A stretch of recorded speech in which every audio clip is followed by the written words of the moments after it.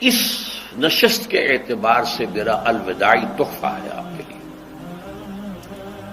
اور وہ یہ کہ میری جو دینی، ملی، تاریخی، سیاسی، عمرانی جو سوچ ہے، جو فکر ہے میرا، جو 50 برس سے زائد عرصے کے مطالعے اور غور و فکر پر مبنی ہے، جس مطالعے میں میری آنکھیں بنیادی طور پر قرآن اور حدیث ہیں، لیکن یہ کہ دنیا کا مشاہدہ، کھول آنکھ، زمین دیکھ، فلک دیکھ، فضا دیکھ، دنیا میں کیا ہو رہا ہے، کیا کیا عوامل ہیں، ماضی کیا تھا، ہم کہاں کھڑے ہیں، اب کہاں جانا ہے، اس پر میری ایک سوچ ہے، میرا فکر ہے۔ پھر یہ کہ ہماری اخروی نجات کا دار و مدار کس چیز پر ہے۔ تاریخ کے بہاؤ کو نہ میں روک سکتا ہوں، نہ آپ روک سکتے ہیں، وہ تو ڈانگ بہتا رہے گا، اور اس کو فیصلہ کرنے والا صرف اللہ ہے۔ کسی فرد بشر کے اختیار میں نہیں ہے کہ وہ تاریخ کے بہاؤ کو موڑ دے۔ ہاں، محمد رسول اللہ نے موڑا تھا صلی اللہ علیہ وسلم، لیکن یہ ہے کہ ہم اس تاریخ کے بہاؤ میں تنکوں کی طرح بہتے چلے جائیں، یا یہ کہ ہمیں کچھ کرنا ہے۔ اس اعتبار سے میں اپنے فکر کا خلاصہ آج آپ کی خدمت میں پیش کروں گا، وہ میرا اس سلسلہ اجتماعات کے اعتبار سے الوداعی تحفہ ہوگا۔ اب میں آغاز کر رہا ہوں۔ پہلی بات، اس سبب میں 3 باتیں مجھے کہنی ہیں۔ سب سے پہلی بات یہ کہ زندگی کی سب سے بڑی حقیقت موت ہے۔ ہم بھلائے رکھتے ہیں، اپنے ذہن سے اسے دور رکھتے ہیں، لیکن واقعہ یہ ہے کہ زندگی کی سب سے بڑی حقیقت موت ہے۔ خدا کے منکر پیدا ہوئے ہیں، لیکن موت کا انکار کرنے والا تو کوئی پیدا نہیں ہوا۔ اس لیے میں نے آیت آپ کو سنائی، کل نفس ذائقۃ الموت، ہر سی نفس کو موت کا مزہ چکھنا ہے، ہر جاندار کو موت کا مزہ چکھنا ہے۔ ثم الینا ترجعون، پھر ہماری طرف لوٹا دیے جاؤ۔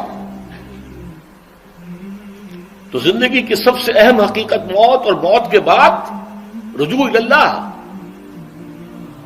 آخرت، یہ سب سے بڑی حقیقت ہے۔ ایک حقیقت سب مانتے ہیں، سب جانتے ہیں، دوسری حقیقت کے اوپر پردہ پڑا۔ میں نے اس اعتبار سے نوٹ کیا، یہ الفاظ قرآن میں 3 مرتبہ ہے، کل نفس ذائقۃ الموت، ہر جاندار کو موت کا مزہ چکھنا ہے۔ انبیاء اس سے مستثنا نہیں رہے، رسول اس سے مستثنا نہیں رہے، اولیاء اللہ مستثنا نہیں رہے۔ وقتی طور پر استثناء حضرت عیسیٰ کا ہے کہ ابھی وہ زندہ ہے، لیکن عیسیٰ یاتی علیہ الموت، حضور نے فرمایا عیسیٰ پر بھی موت آئے گی، جب دوبارہ آئیں گے، زمین پر اتریں گے، پھر اس کے بعد ان پر موت وارد ہوگی، ان کی نماز جنازہ پڑھی جائے گی، انہیں دفن کیا جائے گا حضور کے پہلو میں، شادی بھی کریں گے، اولاد بھی ہوگی۔ باقی تو یہ ہے کہ کل نفس ذائقۃ الموت، سب کو موت کا مزہ چکھنا ہے۔ عیسیٰ بھی بالآخر اس سے مستثنا نہیں رہیں گے، بلکہ قرآن میں ایک جگہ کہا گیا ہے افإن مت فهم الخالدون، کیا ہے نبی، اگر آپ کا انتقال ہو گیا تو یہ کیا ہمیشہ رہیں گے؟ کون ہے دنیا میں جو ہمیشہ رہے؟ انتقال تو ہونا، آپ کا بھی ہونا ہے۔ انک میت وانہم لمیتون،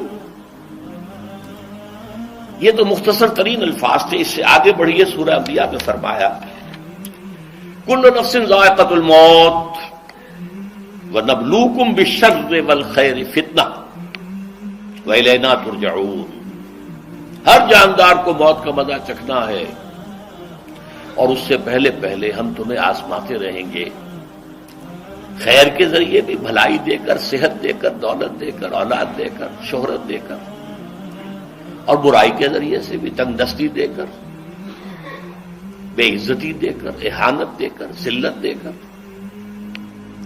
وَإِلَيْنَا تُرْجَعُونَ، اور پھر ہماری طرف لوٹائے جاؤ گے۔ یہ وہ دوسری حقیقت جو میں نے کہا کہ جس پر پردہ پڑا ہوا ہے، بہت بڑا پردہ ہے۔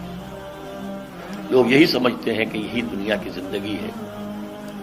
قرآن کہتا ہے ان الدار الآخرۃ لہی الحیوان لو کانوا یعلمون، یہ تو آخرت والی زندگی ہے جو اصل زندگی ہے، کاش کہ انہیں معلوم ہوتا۔ اس سے بھی زیادہ تفصیل سے یہ آل عمران میں آئی ہے آیت۔ کل نفس ذائقۃ الموت وانما توفون اجورکم یوم القیامہ، ہر جاندار کو موت کا مزہ چکھنا ہے اور پھر تمہیں پورا پورا تمہارا اجر اور بدلہ دے دیا جائے گا قیامت کے دن۔ فمن زحزح عن النار وادخل الجنۃ فقد فاز، جو کوئی آگ سے بچا لیا گیا اور جنت میں داخل کر دیا گیا وہ تو کامیاب ہو گیا۔ اللہم ربنا اجعلنا منہم، اللہم ربنا اجعلنا منہم، اللہم ربنا اجعلنا منہم۔ وما الحیات الدنیا الا متاع الغرور، اور دنیا کی زندگی تو سوائے دھوکے کے سامان کے اور کچھ نہیں۔ دھوکہ کس معنی میں؟ یہ تمہیں اصل زندگی سے غافل کر دیتی ہے۔ تم کہیں سفر پر جا رہے تھے، تمہارا کہیں گھر تھا، تمہیں واپس آنا تھا، تم راستے ہی میں کسی دلچسپی میں ایسے مگن ہوئے کہ گھر بار سب بھول گئے۔ یہ تو تمہارا عارضی سا سفر تھا، تم نے اسی کو اپنی منزل بنا لیا، اپنا ٹھکانہ بنا لیا، تو دھوکہ دیا اس نے تمہیں۔ ویسے دنیا کی زندگی دھوکہ نہیں ہے، بڑی حقیقت ہے، اس لیے کہ حضور نے فرمایا انما الدنیا مزرعۃ الآخرہ، یہ دنیا آخرت کی کھیتی ہے، یہاں بو گے تو وہاں کاٹو گے، یہاں کچھ کمائی کرو گے تو وہاں اس کا بدلہ ملے گا۔ اس اعتبار سے دنیا بہت بڑی حقیقت ہے، ایک ایک لمحہ بہت بڑی قیمتی شے ہے، لیکن اگر یہ دنیا تمہیں آخرت سے غافل کر دے تو اس سے بڑا دھوکے باز اور کوئی نہیں۔ یہ اصل دجال ہے۔ میں نے تقریباً 60 برس کی عمر کو جب میں پہنچا تھا تو موت کا انتظار شروع کر دیا تھا۔ میرے قریبی احباب کو معلوم ہے، میں کہتا رہا، یہ بھی کہتا رہا کہ بھائی میں اپنے حصے کا کام کر چکا، جتنی صلاحیت اللہ نے دی تھی، جتنی بھی میرے اندر استعداد تھی، میں اس کو بھرپور طریقے پر استعمال کر چکا۔ دم واپسی برسر راہ ہے عزیز و اب اللہ ہی اللہ ہے، یہ میرا معاملہ رہا ہے 60 برس کی عمر سے۔ اس کے بعد اللہ نے مزید 14 برس دیے ہیں، یہ نافلۃ لک کے درجے میں کہتا ہوں، اس کا اللہ کا عطیہ خصوصی ہے، نفل ہے، ہمیشہ کہتا رہا ہوں۔ مسنون زندگی تو 61 برس ہے ہمارے حساب سے۔ علامہ اقبال کے بارے میں سنا ہے کہ رویا کرتے تھے کہیں میری عمر حضور کی عمر سے زیادہ نہ ہو جائے۔ وہ 6 مہینے کم ہی رہی ہے حضور کی عمر سے۔ جو حضور کی عمر تھی وہی حضرت ابو بکر کی، وہی حضرت عمر کی، وہی حضرت علی کی۔ ہاں، حضرت عثمان 82 برس کے ہوئے ماشاءاللہ۔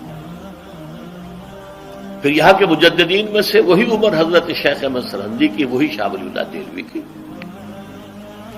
ہاں، شیخ عبدالحق محدث دہلوی رحمۃ اللہ علیہ 82 برس کے ہوئے۔ لیکن یہ میں کہا کرتا تھا مسنون عمر تو 61 برس ہے، جسے ہم 63 کہتے ہیں، وہ اصل میں ہمارے حساب سے 61 بنتا ہے۔ وہ 63 قمری ہے، جو 9 دن کم ہے، قمری سال جو ہے وہ شمسی سال سے۔ بہرحال میں اس وقت سے منتظر تھا، لیکن جو بھی وقت اللہ نے دیا ہے، اللہ کا شکر ہے، وہ مفید کاموں میں لگا ہے۔ ان میں خاص طور پر میں سمجھتا ہوں کہ اللہ کا مجھ پر سب سے بڑا احسان، اور مجھے پر نہیں، بہت بڑے پیمانے پر لوگوں پر جو احسان ہوا ہے، وہ میرا 1998 کا دورہ ترجمہ قرآن جو کراچی میں ہوا تھا۔ 1998 کے مارچ میں میرا بڑا آپریشن ہوا، دونوں گھٹنے تبدیل کیے گئے، لیکن 98 کے آخر میں، حالانکہ میں چل نہیں سکتا تھا، کراچی میں مسجد جو ہے اونچی ہے، دوسری منزل پر ہے، تو خاص ریمپ بنایا گیا جس کے ذریعے میں ویل چیئر پر مجھے لے جایا جاتا تھا۔ میں نے درس دیا۔ اس درس کی گزشتہ چند سالوں سے پوری دنیا میں جو گونج ہوئی ہے اللہ کے فضل و کرم سے، اللہ کی کوئی حکمت خداوندی اس کے ساتھ وابستہ ہے۔ اس میں میرے کسی کام کو دخل نہیں ہے، میری کسی کوشش کو دخل نہیں ہے۔ میں نے تو جو درس میں دیتا آ رہا تھا سن 85 سے دورہ ترجمہ قرآن، البتہ یہ بات ضرور ہے کہ میں نے محسوس کیا تھا کہ سن 98 کے اس درس میں دورہ ترجمہ قرآن کے مجھے خصوصی انشراح حاصل تھا۔ میری ساری گفتگو کا حاصل کیا ہے؟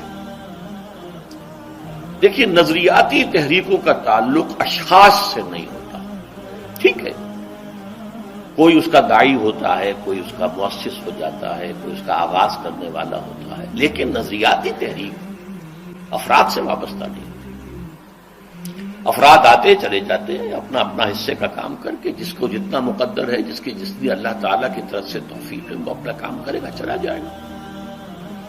یہ چمن یوں ہی رہے گا اور ہزاروں جانور اپنی اپنی بولیاں سے بول کر اڑ جائیں گے۔ مبارک ہیں وہ لوگ جنہیں قرآن کی بولی بولنا نصیب ہو جائے۔ وَإِنْ يَحْسَبُ أَنِّي مِنْهُمْ، مجھے گمان ہے، اللہ کا فضل ہے کہ میں ان میں سے ہوں، میں نے قرآن کی بولی بولی ہے۔ اور قرآن مجید کو جیسا کہ وہ ہے، ایز اٹ از،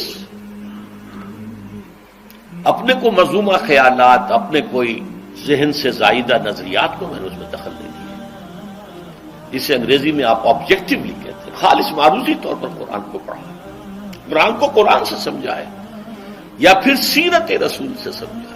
میں لفظ سنت کی بجائے سیرت استعمال کر رہا ہوں۔ قرآن مجسم حضور تھے صلی اللہ علیہ وسلم، اور حضور کی سیرت اور حیات جو ہے وہ قرآن مجید کی اصل تفسیر ہے۔ یہ حقیقت بھی بہت کم لوگوں کے علم ہے۔ وہ احادیث کا نام تو لیتے ہیں، احادیث بھی ہے، سیرت بھی تو احادیث ہی سے ہمیں ملتی ہے، لیکن میں خاص طور پر سنت یا حدیث کی بجائے سیرت کا استعمال کرتا ہوں۔ قرآن کی دو سورسز ہیں، قرآن خود اور سیرت رسول صلی اللہ علیہ وسلم۔